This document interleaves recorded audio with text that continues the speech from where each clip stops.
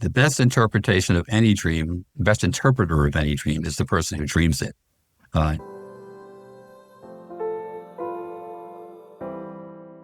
Hello and welcome to Holistic Circle Podcast, Spiritual Conversation. My name is Philipp Kobald.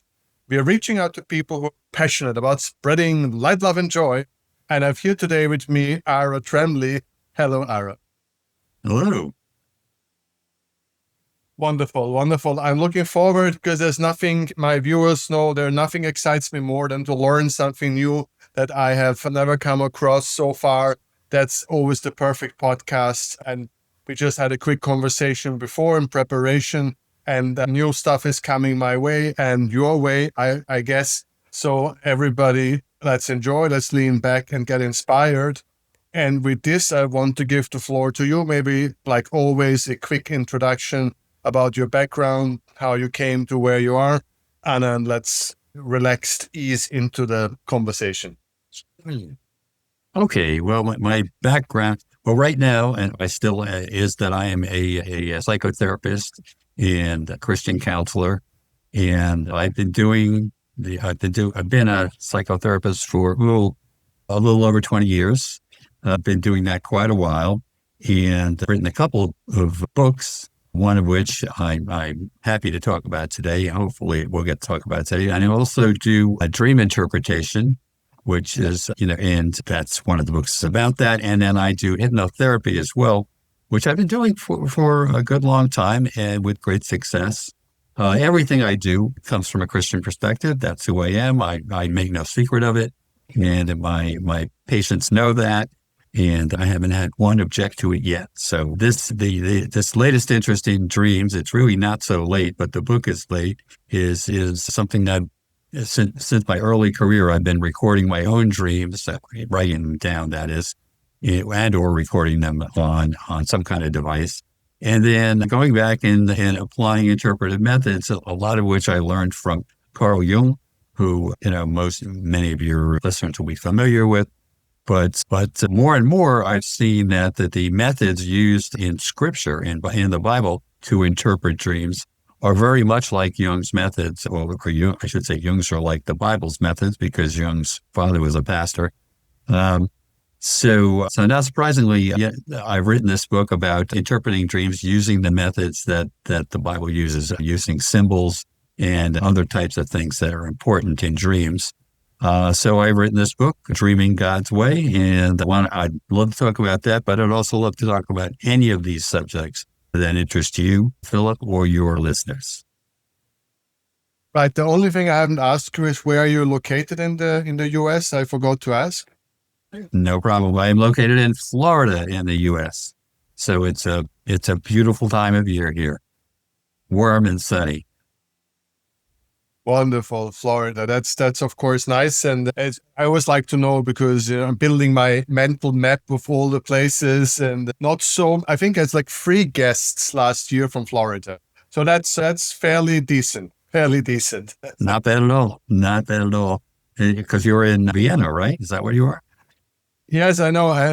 You put a thorn in my heart because everybody these days talks about Carl Jung. And, Freud is from Vienna. Like, Yes. What's wrong with Freud? I mean, come on, guys. I can see that young guy is getting traction. Yes, and that debate, believe it or not, continues to this day. I was just panel where we had Freud acolytes and Jung acolytes, one of which was myself, debating each other about issues in psychology. So it still goes on. I'm on neutral ground because I'm a Wilhelm Reich or obsessed person. So there you go. I stand somewhere in the middle. Yes, you do. You're right. So that's my compromise solution. Yes. And he, by the way, came to the U.S. and lived the last years of his life in the U.S., Wilhelm Reich. That's interesting. I didn't know that. Yes. Yeah, he spent great many years. He opened a clinic in the US, and a lot of stuff that he wrote got actually banned by the CIA for 50 years. Well, the CIA we can't figure out yet. So, and they won't let us figure them out. So, We'll just leave it at we're all that. desperately waiting until it's getting released. What was so dangerous it was in his I mind. wonder. Yeah, I wonder. Wow. Yes, I had not heard about that. There you go. Anyway, it's an inside Vienna, Florida joking going on between Swiss, Austria, and Florida. So the people on board, you have to. This is a moment. Give us a moment to reminisce. But We it's Jung apologize. Yes. today. It's Jung Yes. today. You're a Keppel guy, I think. Also, we're going down those roads. And okay, why not? But it's interesting. I did not know that his father was a pastor. There you go. Yes, I indeed. learned something. Mhm. All right. Yes, indeed. It ran in the family. I think his grandfather was as well. I could be wrong about that, but yeah, it definitely ran in the family. And you know from which religion? Pastor in which? I could guess, but I won't. I won't. It was one of the Protestant sects, but I'm not sure which one. All right. Okay. Sorry. Let's not guess. That's be a long shot. No. Okay. No. So we had a bit of odd start, but I hope the audience can take it. Sometimes one must have a moment of taking things slow. So your background, as I said, is psychiatry. You have, I guess, a private practice, or you work with a hospital. Your patients, they have the full range, or it's more like the cultural problems, because looking at your website, a lot of the things looks very like, concentration or this or that. So Right. you have like real serious patients, or it's more like the everyday loonies, so to say. So yeah. Well, thank you. So one thing to clear up is that I'm in psychology, not psychiatry. So psychiatry would mean that I'm a medical doctor, which I am not. Okay. So psychology. I didn't yes, hear it well. I'm so sorry. that's all right. Not a problem. I might have confused you. That's frequently happens. I'm not confused. I just didn't hear it. All right. All right. So okay, so you're dealing with so everyday crazy. That's all so right. I'm dealing with, as you said, with everyday cases. But yeah, we have some. That's not to say we don't have some very serious cases, because we do. But for the most part, we would say, as my wife likes to say, you're talking to the walking wounded. All right, that's good, because it's a very tough. I had some serious people here on the show as well, and the stories you hear, I think it's not another easy walk to the office every day. So I have a lot of respect for people doing that kind of a work. But of course, now let's see. You said that you're using hypnotherapy before we can come to the book, which I'm actually also really anxious to go to. But just to clear this up a little bit, a minute or two, why you came across hypnotherapy as one of the solution, why you think it is so helpful, why is it a tool that you like to use as much? Because a lot of people are always interested. Can they trust hypnotherapy? There's a lot of conversations going on. Yes. And so I'd like very much your personal thing. That will be question number one. And then question number two is, where does the Christian element gives you a specific direction in what you do day by day? And you can answer whatever you like. Certainly. All right, so let's start with what hypnotherapy or hypnosis is. What is it? So some people think that it involves making people do embarrassing things, like in shows, like clucking like a chicken or doing embarrassing things in a stage show. So that's not what we're doing, obviously, and it's not what they're doing in those shows either. But that's a whole other topic.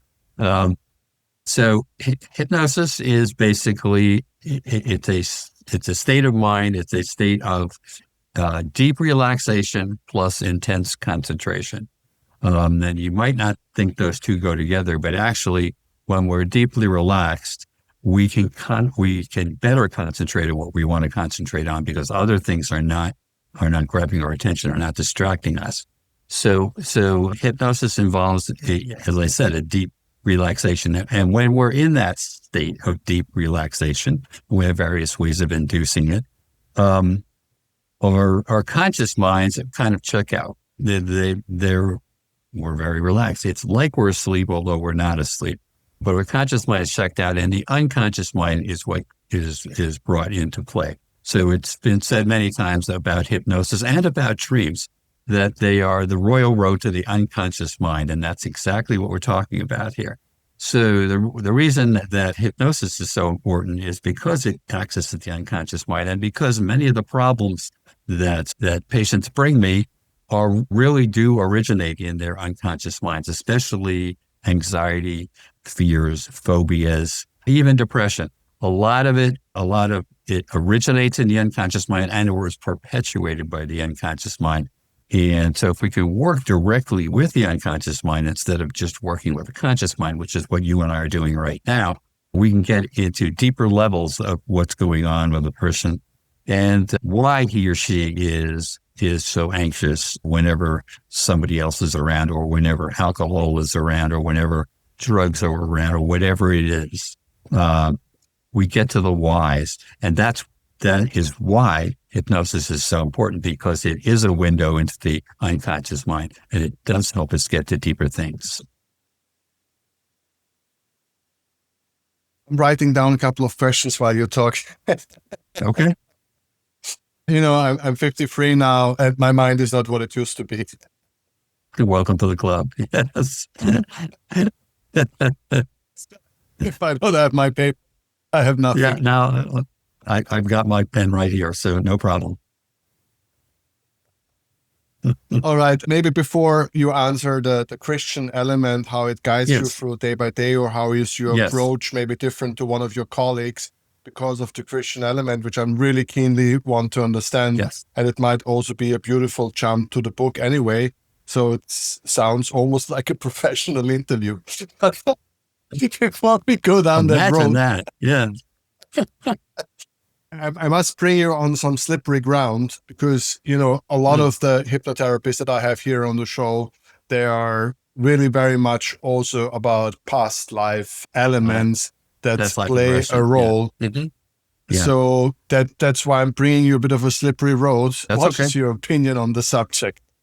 Okay, so my opinion on the subject is that it is not, it's just not a valid way of doing things. It's not. And why do I say that? Because, look, it's one of the things that I got some training in, but I realized, having had the training, I realized that, and especially when I saw videos of past life regressions taking place, I realized that while people seem to come up with past lives and, maybe from hundreds of years ago, or maybe from 100 years ago, whatever it is, they seem to come up with these things. The truth is that they don't go very far. They might picture something maybe it's from a movie they saw, or maybe it's from a television show. Who knows? But they might picture some past, but they're encouraged to do so by the hypnotist. That's the problem. The hypnotist, well, we're going back to your previous life. Well, that assumes you had a previous life. There's no proof of that, but okay, that assumes you had a previous life. So what happens is, as a subject of the hypnotist, we want to please the hypnotist. So we're going to just imagine what it would be like to have a previous life, and we're going to come up with something. And as I said, the videos I've seen, when the hypnotized person gets stalled or says, well, I see something and it looks like it's a town square. Oh, is it a town square in Washington, D.C.? Is it a town square in Europe? They'll suggest things, okay? And that's what happens. What happens is that the details really get suggested, at least in the form of a question, by the hypnotist. So once that happens, it's not valid anymore. The person has to either come up with it 100% themselves, or you can't even, why pay attention to that? So you had asked about the Christian aspect. So for Christians, Scripture says we're born to live once and to die once, and that's it. Okay, so there are no past lives. Now, does that mean, as Jung postulated, that we might be in touch with a greater consciousness that affects all of us? That's possible, certainly. But that's not a past life. That's not somebody who used to exist and now you tap into their lives. So I don't do past life regression, and I don't regress anybody past their own lives. I might regress somebody to being a little child, and that sometimes helps with things, because that little child can tell me things about what's going on that the conscious mind might not know. But that's about as far as it goes. So past life regression, no. not into that. Right. Then just a quick one here, because how would you see a lot of people who are mediumship and connecting with these past life and things, so on and so forth. Would you see this as some kind of self-hypnosis or phony, or would you say it is something that maybe, where would you stand on these elements? Because a lot of people out there want to contact this, want to consume it, want to do it, and are not sure. I mean, that's the color of my podcast. We are neither left nor right. We're trying to walk the middle road, and we want to educate people. So I have an expert here from your perspective. Where you stand here? Okay, so you asked if it's phony. It could be phony. There have been many, especially in terms of mediumship and things like that. There have been many exposures of people who were using phony and normal everyday methods to achieve what they achieved. Houdini was a great proponent of that, by the way. Houdini, he wrote a whole book about it called "A Magician Among the Spirits," and where he not only exposes them, but he shows you how they did various things, which it's a fascinating book. But anyway, so they could be phonies, or as you said, it's kind of like the past life regression that we were just talking about. Sometimes people will hear what they want to hear. Okay, sometimes people will interpret things the way they want to interpret. It's true that no matter what you enter into, whether it be hypnosis, whether it be normal therapy, psychotherapy, you have to want it to work. But if you have expectations for it, your own mind is going to make those expectations happen. It's a self-fulfilling prophecy. Your own mind will make happen what you really want to happen.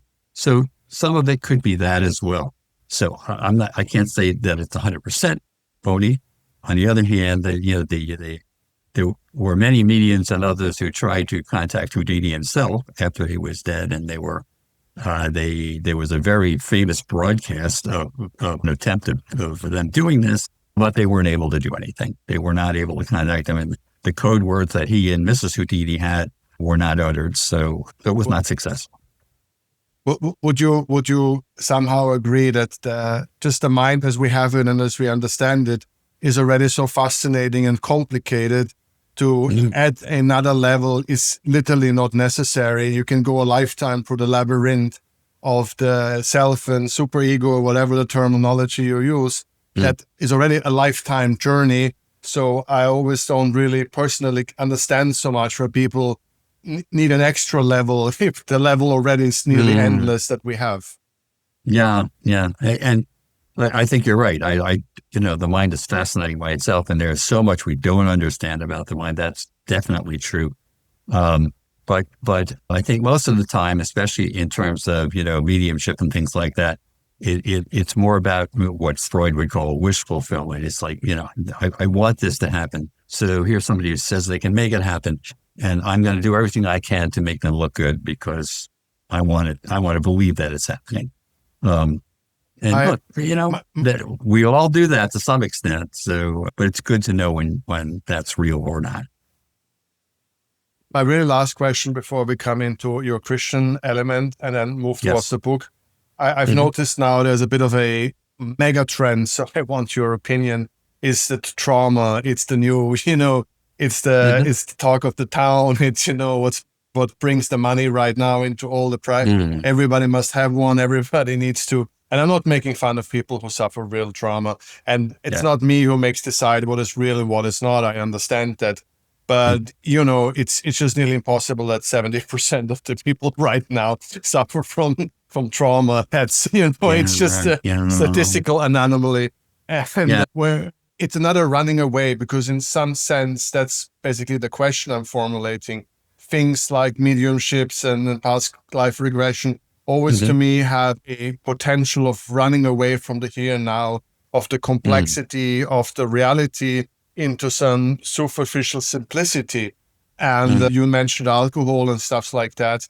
And for me, that's why I must be careful how to formulate my question. But a lot of the trauma stories I hear is people just justifying, why am I lazy on the couch and eating chips and, not doing things because, I had a bad mother and I'm a victim of trauma. I mean, how can I move here? And there's a lot of that going on where you say like, but of course you can't say anything because they're like, hey, I'm a victim of trauma. How you make fun of me? Right. So it's a dangerous society game where there's a Mm-hmm. general movement, it feels to me, of giving responsibility away from oneself to something else. And this will then Mm-hmm. lead to your Christian questioning.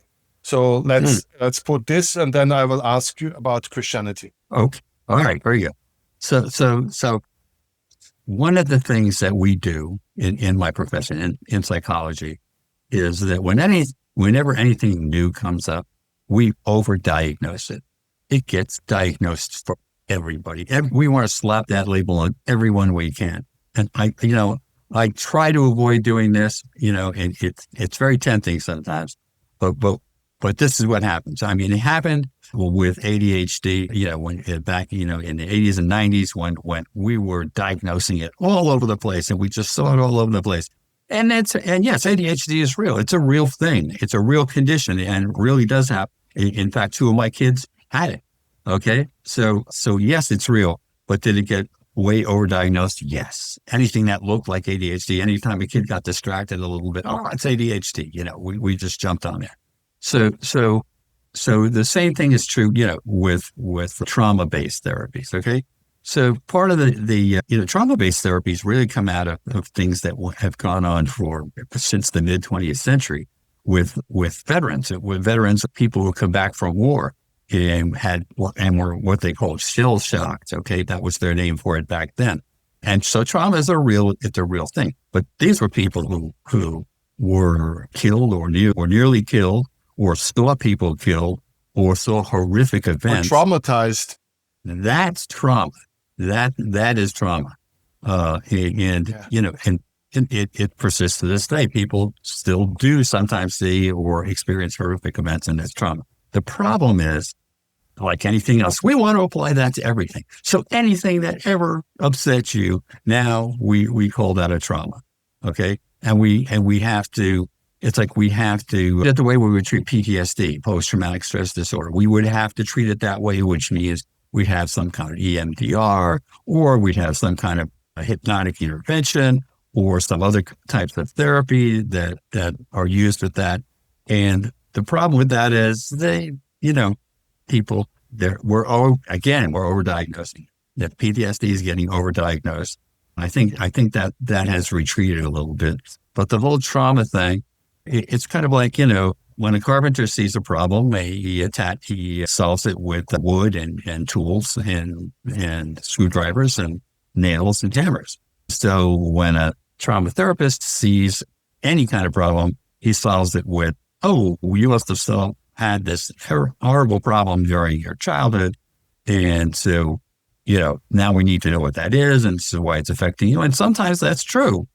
Let's say that's never true, because it often is true that things we, as children, have a lasting effect on us. The problem is that now we're throwing everything into that trauma basket. All right. And that's just not right. It's not that, not everything is that level, is that level of a problem.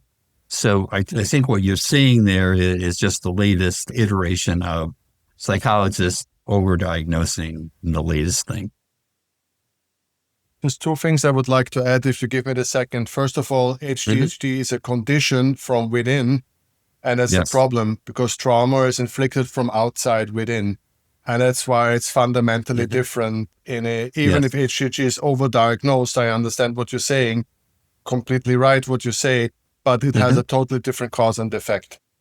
Because so that's one thing why I'm worried about the trauma element. Yeah. Secondly, I also see especially people who did not suffer from something which we would call a trauma. Like you said, people in the war and a father beating up kids in the most horrible way, or psychological, whatever. Yes. People who did not suffer from real trauma, getting in endless loops of therapy, which are going nowhere. And in way too many cases that I've seen, cultivating a certain attitude towards or a certain situation yes, it brings money, but actually it creates a real traumatic experience, making Yeah. a victim out of a person that actually has not suffered a real trauma. And I see just too much, because I'm from the commercial industry, and I'm always Mm. seeing it basically at the end of the tail when we sell people stuff that they don't need. And, these mechanics, especially, alcohol behavior, all of these behaviors are compensation Mhm. behaviors, and trauma if not real trauma, and so forth. So I see here a lot of problems. And now we're leaving this Yes. area and going to Christianity, because one of the things I went to a monastery as a school. Interesting. I was raised by monks, Oh, and goodness. All right. one of the things that they said day after day, and I'm not sure if it can be translated into English, but they said, like, God gives you the tools, but you have to use them, something like this.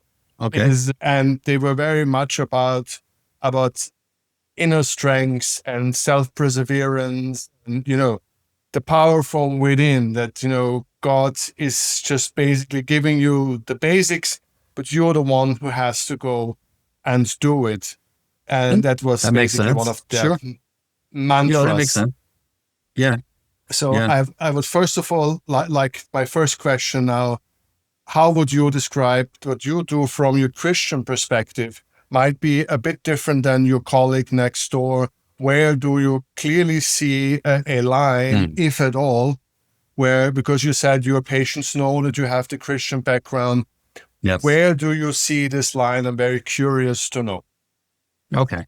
So you said something very important there. God gives you the tools. Okay. So hypnosis is just one of those tools. All right. That's what it is. It's a tool, just like therapy is, just like physical therapy is, just like medical interventions are. They're all tools. So hypnosis is a tool. Um, and I've encountered from some other Christians, like they say, "Oh no, that's not biblical. You shouldn't be doing that." And I say to them, "No, it's completely biblical because God Himself does hypnosis twice in Scripture." Okay, first time He does it is when he puts Adam into a trance and removes one of his ribs and makes Eve. Okay, second time is in Acts 10:10, where He basically puts Peter, the Apostle Peter, into a trance and tells him, "No, look, the things that you thought were unclean, these are now clean. And I want you to realize this and remember this." So both times in Scripture, the word trance is used, and that's what we put people into the hypnotic state. They're in a trance. That means they are very relaxed, but also very aware. And yes, it's true that under hypnosis, you won't do things that you would normally not do. And that doesn't happen. So you can't just hypnotize somebody to kill somebody else, as mystery novelists would like us to believe. That doesn't happen. But as I said, the many objections have been that hypnosis has been viewed as somehow like sorcery or some kind of spiritual chicanery. But it's none of those things. It's another tool. It's what I said it was before. It's access to the unconscious mind, where we can find out what's going on. Why do you feel this way? Why, one of the examples I give in my book is, why is somebody uncomfortable around his aunt who likes to take a glass of wine every once in a while? And the reason is because, he at some point when he was a child, he was raised by an alcoholic parent who beat him up, and who was a horrible parent, horrible dad, abused him. And so the smell of alcohol became associated with that, and the whole idea of alcohol. So the whole idea makes him uncomfortable because the mind defends itself that way. The unconscious mind says, "Oh, anytime you're around alcohol, bad things happen. So I'm going to make sure you're not around alcohol." And so the mind will do that. The unconscious mind, unfortunately, will swat a fly with a sledgehammer. So it will go farther than it needs to. But that's basically what's going on. That's basically what's going on with hypnosis. As I said, it's just another tool. It's no more an God tool than a hammer or a screwdriver or any other tool. That's one more time. But again, there's a colleague next door, basically doing at the same title as you, where, if at all, would you have any different approach where your Christianity comes into that? You say, I do this differently or different focus than my colleague next door, if at all, because you mentioned it several times. Yes. So the one different approach would be that I incorporate prayer into it. All right. So prayer won't happen before it happens, before the hypnosis happens. Now, if I'm hypnotizing someone who's not a believer, that part's not going to be there. Okay. Even though that's who I explain to them, that's who I am, that's where I'm coming from. And a number of times, during what happens in hypnosis, I don't know if you've ever seen a real hypnosis session, but is that, we, the hypnotists, drone on and on and on. We want you to get bored. We want you to just, your conscious mind to just retreat and let your unconscious mind take over. So we'll say over and over and over and over again, okay, you're relaxing. Yeah, and we'll do what we call progressive relaxation. Your top of your head is relaxing. Your face is relaxing. Your shoulders, your belly, your arms, everything is relaxing. And it's very effective. And it gets people very relaxed. And once someone's very relaxed, we can introduce positive suggestions. Now, it's all about introducing suggestions. So where God and Jesus and any mention comes in is, because, for example, one of the things that people come to me most for hypnosis is to quit smoking cigarettes, to stop smoking cigarettes. And hypnosis is a very effective way to do that. But one of the things that we'll say to our Christian clients is, you prayed about this, God wants you to be healthy. He loves you. He wants you to be healthy. And now you're going to do something about it. You're going to cooperate. So it's just really bringing God into it. That's really the difference. And, I thoroughly interview people before I hypnotize them, so I will know whether this is going to be something they'll relate to or not. So that's where it comes in. Right. I just have to put editorial note, because you said hypnotizing against free will, and I don't know what's happening today. I'm at all not a CIA person. I think I have 200 recordings. It's the first time I'm mentioning 2 times the CIA in one day. So just to know, there's like 200 recordings. I never mentioned the CIA, but today it's obviously, they did very serious and professional program. It's published. I read the book that's published on CIA papers that they made forced hypnotizers through drug-infused situation and severe stress infliction. Okay. Yeah, when drugs are involved, that's a whole different thing. All right, that's severe stress not and drugs. Yeah, and they actually managed it. It was a very crazy program, but just to put us on the table that one can use it negatively, but it's enormous. Oh yeah, any tool can be used negatively. That's I said, that's not hypnosis. And now it's interesting. It's interesting that when hypnosis was in its earlier days, when Freud, for example, was using it, he used it quite a bit, and Jung did too. When they used it, sometimes drugs were involved. Okay, when they used it, but it's not involved. It's never involved now. There are no drugs. There's nothing you ingest. It's just simply powered suggestion. I hope for the next 200 conversations, I don't have to bring the CIA back in ever again. I hope not. Let's not do that. Let's not do that. I mean, all right. Okay. Finally, we can come to your book. I'm looking forward. We prepared the ground. We open people up, and I'm interested how you bring this new element that you say that you have biblical connections with the symbolics that people have in the dream. And first of all, you see this working for everyone, if they're believers or not, or you think this kind of interpretation makes a lot more sense because believers they read the scripture, they're familiar with it. Basically, they can connect subconsciously with the imagery, or you think there's something above pure imagery. Okay. So my book is called Dreaming God's Way.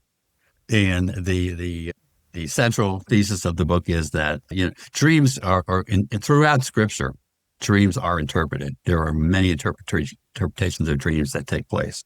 And my aim was to say, look, if God he created us, if he created all of us, including our minds, then that means he created our unconscious minds too, not just what goes on in our conscious mind. So God is the God of your conscious mind and your unconscious mind. So that's another way that I'm approaching this, different than other hypnotists might, for sure. But dreaming God's way takes a look at dreams from that perspective.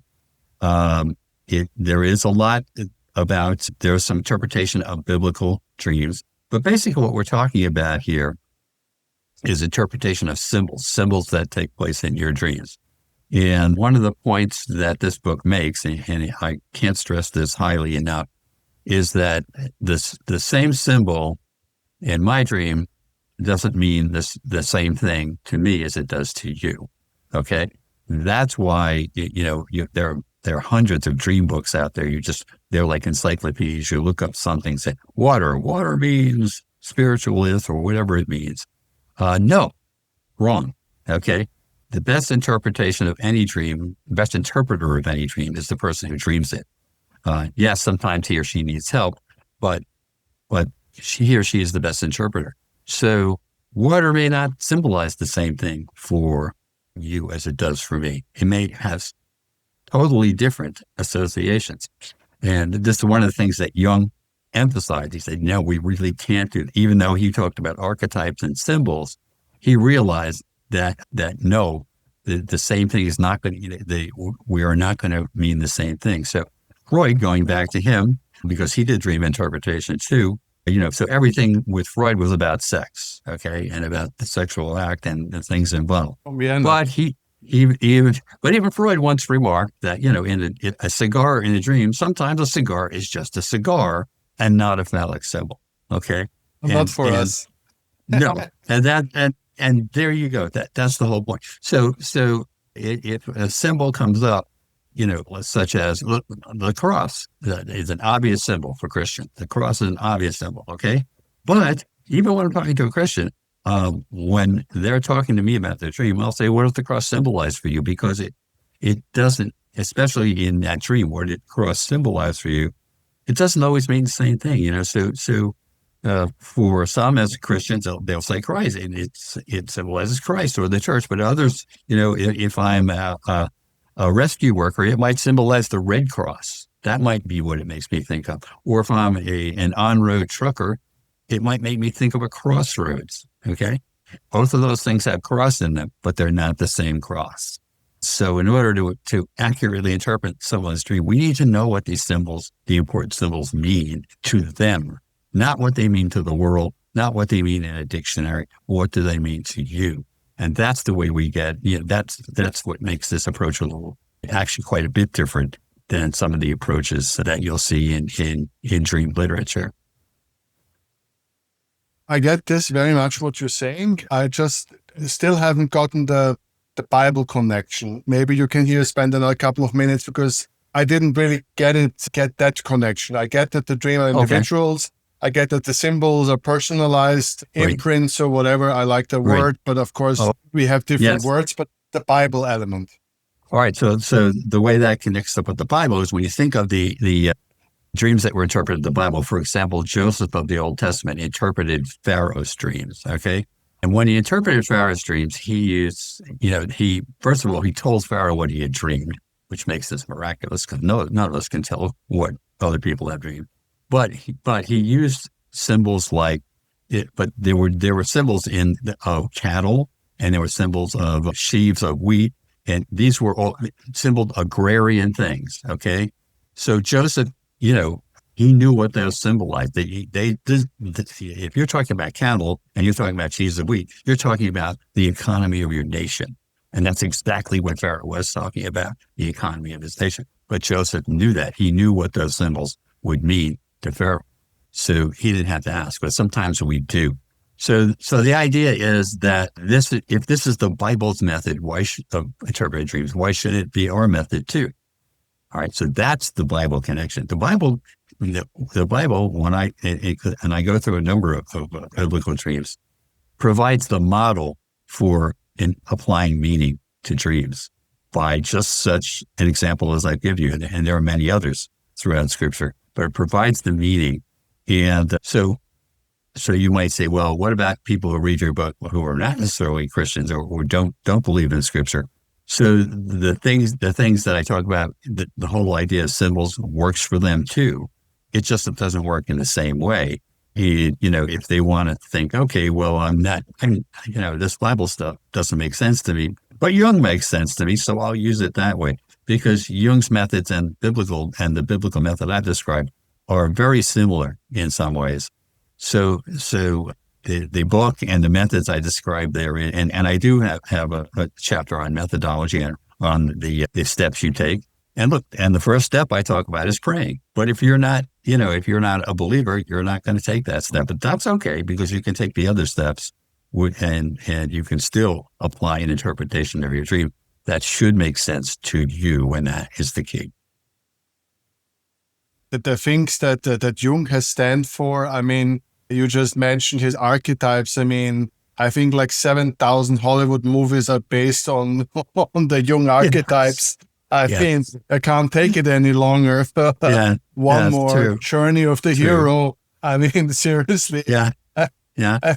And before we had thousands of stuff based on biblical stories. So yes. They're the connection. And you had Freud in between, so, yes. But those movies are X-rated, so we can't talk about them. Indeed, yes. No, you make a good point, yes. It's just like fun. All right, so that's a bit the thing. So basically, what your main book is saying is just basically a book that really talks to people from a more conservative Christian approach who thinks it's close to witchcraft or who are worried and might not take the medical need that you offer, or others who said, listen, we have a tool, it's a great tool. And they're like, no, it's witchcraft, it's forbidden. And then you just put this book forward and say, listen, people, it's in the Bible, it's there, and there. And you can be a faithful Christian and use this tool to help yourself get. So that's basically the main purpose of the book. Is it a big issue? Is it in America a strong thing that there are a lot of people you think who are from the Christian faith are a little bit gnosis ?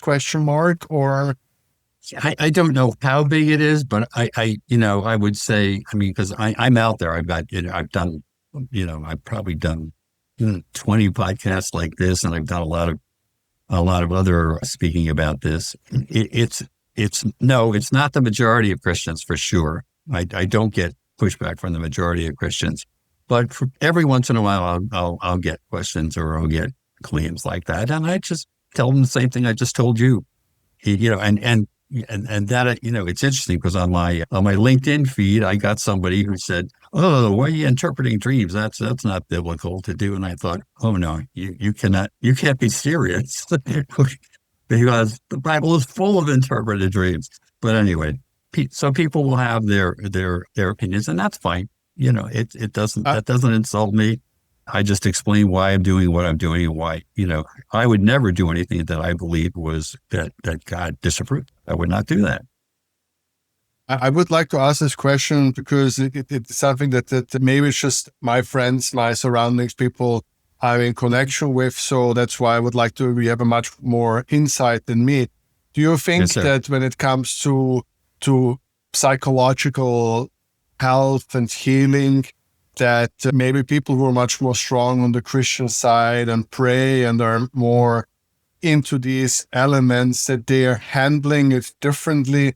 Also coming back to trauma, that I hear my Christian people I have around me, I hear them far less talk about trauma and things like that than from other angles of society that are more like, let's say, in a way, self-focused, people who are much secular, more looking in the self-improvement and how many glasses of water I drink and how many times I breathe by a day and so on. I mean, these are my good friends, so I'm making fun of them because I can. Whereas looking people who are much more standing in faith and prayer, handling in certain situations more differently. Would you have this observation also, or is it just me? Yes. No, well, actually, you're bringing up a very good point. It's something that I tell people all the time, which is, not all of my patients are Christians, and that's okay. Well, there are lots of methods we can use to help people who are not Christians. So not all of them are Christians, but here's what I've noticed among my own patients anyway, is that those who are Christians tend to do better in therapy. They tend to recover faster. They tend to have breakthroughs more quickly and more profoundly. And why is that? Simply because they have a rock to hold on to. They have something that they believe, and as a Christian, I believe it too, never changes. Okay. God is the same, and God has said it about himself. He's the same. He is the same in the past, present, and future. Will always be the same. So they have something that never changes. And let's face it, when you look at other things you could believe, other things that the world throws at you, the internet throws at you, they're changing all the time. Okay. But no, Scripture doesn't change. It's still what it was. It's what it was 2,000 years ago and beyond that. And because of that, they feel like, oh, I have a rock, and God has been described that way. I have a rock to hold on to. I have something to hold on to, and that helps them to recover faster. I've seen it. As I said, I've been doing this for 20 years, and I've seen it over and over again. And what you would reflect on the word forgiveness, which is a very important element, and yes, sir. Also something that I've learned a lot in my school days is you are of course not always guilty, but Christians, or the way I've been taught, have a lot of tendency of also do self-reflection. What was my part in this story? And to a little bit that can lead to good things, can lead to bad things, can be misused, but also I think can help the healing process to understand where I at that juncture, what was my part in this, and also being then ultimately able to forgive. And that's a complicated word, especially in modern times, because then people say, how can you justify what they did? I said, no, nobody justifies anything. What's wrong is wrong, what's right is right. But forgiving is basically freeing yourself from that load and giving it to the universe ultimately to make the judgment and say, I've to give it to a higher authority to judge. Are those elements that you also see? Yes, yeah. Forgiveness is central to much of the therapy I do, because let's face it, most of the people who come to me, especially anyone who comes with any kind of trauma, okay, it's because somebody did something awful to them and they can't forgive them. So, and they can't let go of it. You mentioned that, and we have a term we call it holding a grudge, and the reason we call it holding a grudge is because we hold on to it. All right, it's there. We could let it go. That doesn't mean, again, forgiveness means I'm letting it go. And guess what? I'm not going to mention it again. I'm not going to bring it up. All right. But it doesn't mean necessarily that I'm going to be your friend. It doesn't mean necessarily that I'm going to love you. It doesn't necessarily mean that I'm going to like you or trust you, but it means that I'm going to give this up. And you're absolutely right. It's like carrying a heavy load. When we hold a grudge, it's heavy. It dogs us all the time. It's like, and it hurts us. The harder we hold on to, I tell people, it's like squeezing a porcupine. Okay. The harder we squeeze it, the more it hurts us. It doesn't hurt the person who wronged us. Doesn't hurt anybody else. It hurts us. So one of the biggest challenges I have with clients, and it doesn't matter if you're a Christian or not. It's like, as long as you hold on to this, you're going to keep hurting yourself. But guess what? If you can put it down, if you can even visualize putting it down and walking away from it, that's freedom. That is real freedom. Because it's, as we say, I'm not going to let that person live in my head any longer. I'm not going to do that. I'm leaving it behind. I may not ever like them, trust them, whatever, but I'm leaving it behind. And they owe me nothing. Right? So one of the things, when we hold a grudge, we assume somebody owes us something for what they've done to us. So what we're saying is, you don't owe me anything. I'm putting you down and I'm walking away and I'm getting on with the rest of my life. And as I said, it's a freeing experience. So you're bringing up forgiveness. That's absolutely the central point.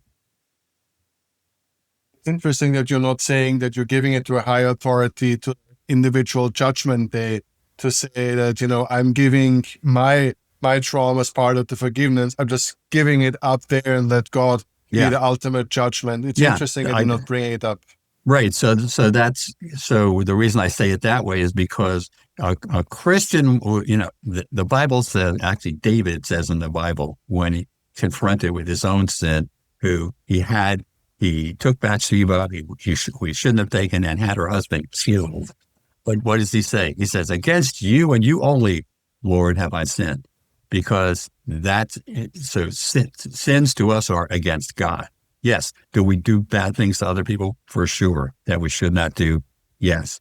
So the assumption is, yes, I have sinned against God. That doesn't mean that we shouldn't be trying to make up for what we've done to others, and it's one of the things that the 12-step groups do really well, like Alcoholics Anonymous and Narcotics Anonymous. One of their steps is you have to go to the people that you've hurt because of your addiction, and you have to apologize and ask their forgiveness. Because we come back to forgiveness again. Okay. Now you don't always get it, but it's part of what you do, because you're taking responsibility for what you yourself have done. Now, does the person who sinned against you, you might forgive them, but that doesn't mean God did. They might never have asked God for forgiveness. Okay. So that's between them and God. And it's not for you to say, it's not, if you sinned against me, it's not for me to say what God does with you. It's for me to say, hey, as far as I'm concerned, Philip, it's over and done with. We're wiping the slate clean. There's no debt, and we're moving on. So interesting for me these days a lot that especially exactly what you said, this is a lot on my mind, that if you're holding that grudge, as I said, you're hurting yourself, you're squeezing yourself. It's really self-inflicting pain or continuously. And also at the other way around, exactly what you said, if you've done something bad to someone else, you also carry that guilt with you if you're not able to go and ask for forgiveness. Both is hurtful.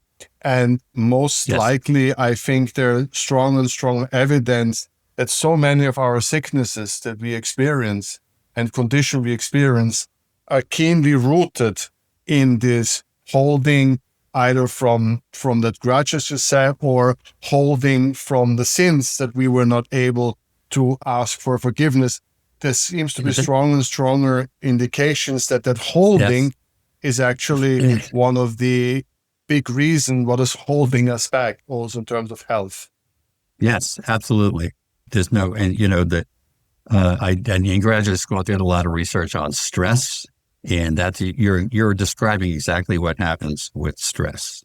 Okay. Because what happens is, and there's been a lot about this in psychology lately too, is that, when we hold these things, it isn't just the mind that holds it, it's the body that holds it. So you get stress reactions like backaches, headaches, digestive problems, all kinds of things that happen. These are all things that might have come on otherwise, but they're brought on or aggravated by the stress that you're feeling over this. So you raise a really good point with that. Yes. I really wonder if this will be the next mega trend coming. That's basically just the fun part at the end of this conversation, because it really is coming more and more. And it would be logical to me that the society that holds so much, and we are most probably at the peak crazy, or hopefully we are at the peak crazy of our society. I mean, let's hope. I mean, there can always be another round, but it's well, enough for when me. you do what I do for a living, nothing surprises you. I mean, the things I've heard in my counseling practice, I could never have imagined anyone would ever do or tell me sometimes. So yeah. So are we getting crazier? Probably not. We're probably as crazy as we've always been. Unfortunately, the internet lets us display it a lot more widely than we would have before. So my great hope is that I just wanted to say that these concepts that are clearly rooted in Christianity with forgiveness, with all of these practices that are deeply within, that they will come to a broader society, maybe not necessarily connected to Christianity or yes or no, whatever, but that concept of forgiveness, I think, is something that our society, or asking for forgiveness, giving forgiveness and asking for forgiveness, both things, I very much would hope that our modern society finds a way to reconnect with being humble, being modest, and all of these old ways that had so many problems. And I could go for hours, and I agree on all of the problems that came with it and the misuses, and I can go on for hours. But nevertheless, it was maybe to some extent healthier if one starts the day from forgiveness and from remorse in that sense. So these were my final words, and now I give the floor to you, and you have the final say of the podcast. Well, thank you. Yeah, again, you make a very good point. Self-inflicted wounds are self-inflicted wounds, whether they have a religious base, or whether you're angry at your friend or whether you're angry at God, they're still self-inflicted wounds. They still hurt just as much. And if you make a great point. If we can get to the point where we can actually say to ourselves, I'm not going to carry this anymore. It's not hurting anyone else. It's not hurting anyone else. It's just hurting me. Well, a wise person once said, holding a grudge is like taking poison and expecting somebody else to die. Okay. It just doesn't work. But we have the poison within us. And, and look, and forgiveness is the foundation of the Christian religion, because Jesus said it, if you don't forgive others, I won't forgive you. He just, so we as Christians are like, we're obligated to forgive you. We're going to find a way to forgive you because we want to be forgiven for our own sins. As you said, not only what was our part in something, but what kinds of things, one of the things I talk to people about is when we talk about forgiveness is, what kinds of things have you done that you need to be forgiven for? And we turn the conversation around. In other words, they're talking about somebody else. Okay. And some people have a really hard time with that, but all of us have done things we need to be forgiven for. There's just no doubt about that. So once we can own up to that, then we're a little more humble, as you said. And then we're in a position like, I am not perfect, and I've done things that I'm ashamed of, and I wish I hadn't done, and I would like to be forgiven for. And once we get to that point, then things can work fine. Then we can put these loads down. Then we can relate to people in a more loving way. Thank you so very much. And if I start saying all the things that I have done wrong, 1 hour podcast, it's clearly not enough.